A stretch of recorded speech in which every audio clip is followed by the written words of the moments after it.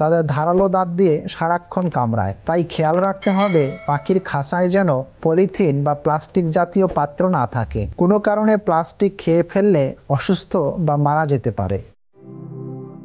একটি খাঁচায় 3 জোড়া পাখি থাকলে সবগুলো বাক্স বা কলসি একই উচ্চতায় দিতে হবে, তা না হলে বাসা নিয়ে মারামারি করে সকলে আহত হতে পারে। এ পাখি প্রতিবারে 5 থেকে 8টি ডিম দিয়ে থাকে, কিন্তু এর মধ্যে সাধারণত 4টি বাচ্চা পাওয়া যায়। লাভ বার্ড ডিম দেওয়ার 22 থেকে 25 দিনের মধ্যে ডিম থেকে বাচ্চা বের হয়। এদের বাচ্চাদের মুক্ত করে দিতে সময় লাগে 40 থেকে 50 দিন, কারণ বাচ্চা 20 থেকে 25 দিন পাখির বাসার ভেতর থাকে। তারপর পুনরায় ডিম দেওয়ার জন্য এরা নিজেকে প্রস্তুত করে।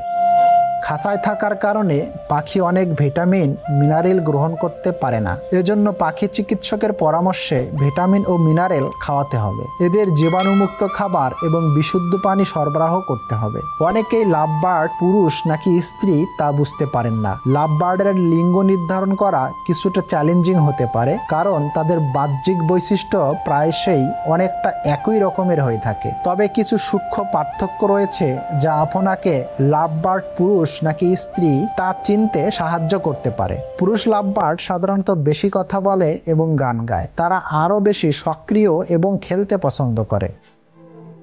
স্ত্রী লাভবার্ড তুলনামূলকভাবে শান্ত থাকে এবং খাঁচার চারপাশে বসে থাকতে পছন্দ করে। তারা পুরুষদের তুলনায় কম খেলাধুলা করে।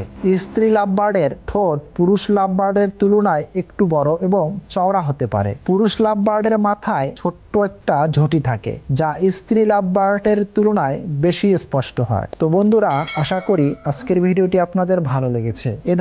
বিভিন্ন ধরনের ভিডিও পেতে হলে আমাদের চ্যানেলটি সাবস্ক্রাইব করুন এবং বেশি বেশি লাইক ও শেয়ার করুন।